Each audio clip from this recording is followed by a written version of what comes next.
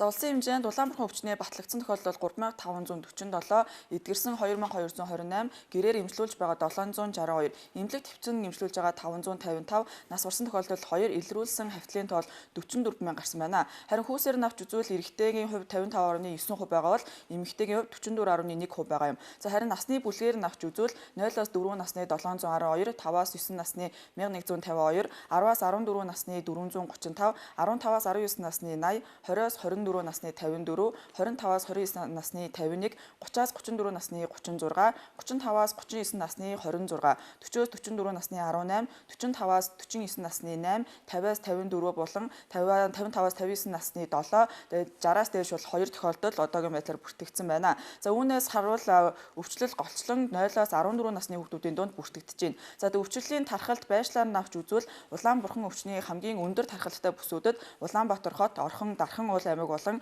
Төвийн бүсийн зарим аймагуд орж байна. За тухайн бүс нутагт 10,000 хүн тутамд 20 тохиолдол бүртгэгдэж байна гэсэн үг юм. За Улаанбурхан нь Монгол улсад өмнө хэд хэдэн удаа дэгдэж байсан ч хамгийн сүүлийн томоохон дэгдэлтүүд нь дараах байдлаар бүртгэгдсэн. За 2015 оны ихээр Улаанбурхан өвчний дэгдэлт Монгол улсад 4 жилийн завсраар дахин бүртгэгдэж улмаар 2016 онд оргил үедээ хүрсэн. За 2015-аас 2016 оны хооронд 50,000 гаруй тохиолдол бүртгэгдэж 140 орчим хүүхэд нас барсан гэдэг мэдээлэл байна. За энэ дэгдэлтийг Дэлхийн эрүүл мэндийн байгууллагаас томоохон тархалт гэж тодорхойлж вакцинжуулалтын түвшин буурсантай холбон тайлбарласан байдаг. Тэгвэл 2023 оны сүүлч буюу 2024 оны ихээр дахин дэгдсэн дархлаажуулалтын бүрэн хамралт буурснаас шалтгаалan 2023 оны сүүлчээр тохиолдлууд нэмэгдэж эхэлсэн.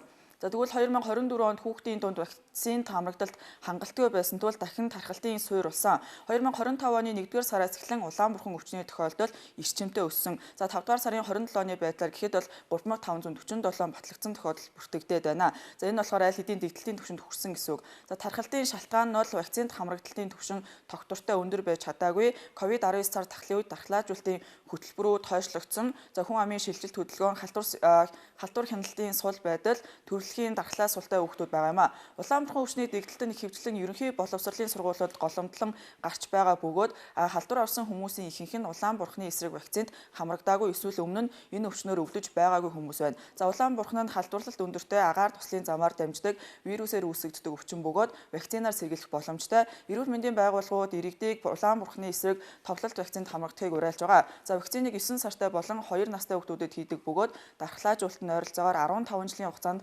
хамгаалт үзүүлдэг. За тиймээс вакцинд хамрагдаагүй болон өмнө нь Улаанбурханаар өвдөж байгаагүй хүмүүс байвал сайн дураараа дархлаажуулалтанд хамрагдах нь зүйтэй. За иргэдэд өгөх зөвлөмж гэвэл халуурах, туурах, ханиалга зэрэг шинж илэрвэл эмчит хандах, вакцинд хамрагдаагүй бол дархлаажуулалтанд яаралтай хамрагдах, хүүхдийг цэцэрлэг сургуульд явуулахыг түр хязгаарлах, хувийн ариун цэврийг чанд сахих зэрэг арга хэмжээг авах хэрэгтэй юм а. За хамгийн сүүлийн байдлаар олон улсын найрамдал цусланд амарч байсан сурагчид Улаанбурхан өвчний халдвар авсан тухай халдвар өвчин судлалын үндэсний төвөөс мэдээлсэн. За тодорхойлбол Дархан уул аймгийн Шинэ алхам сургуулийн сурагчид найрамдал цусланд амарч байхдаа 6 нь Улаанбурханы өвчнөөр халдвар авсан байна. За дулааны улирал эхэлж хүүхдийн цэцлэнгууд ачаал эхэлж байгаатай холбогдуулан Улаанбурхан өвчний вакцинд хамрагдсан бичгийг шалгаж сурагчдыг амралтанд хүлээж авахыг халдварт өвчин судлалын үндэсний төвөөс зөвлөсөн. За мөн хүүхдийн баяр ойртож байгаа тул эцэг эхчүүд хүүхдүүдэд Улаанбурхан өвчний вакцинд заавал хамруулах хэрэгтэйг зөвлөлөө. За нийт Улаанбурхан өвчний тархалтын 50 гаруй хувийг 10-аас 14 насныхан эзэлж байгаа гэжээ.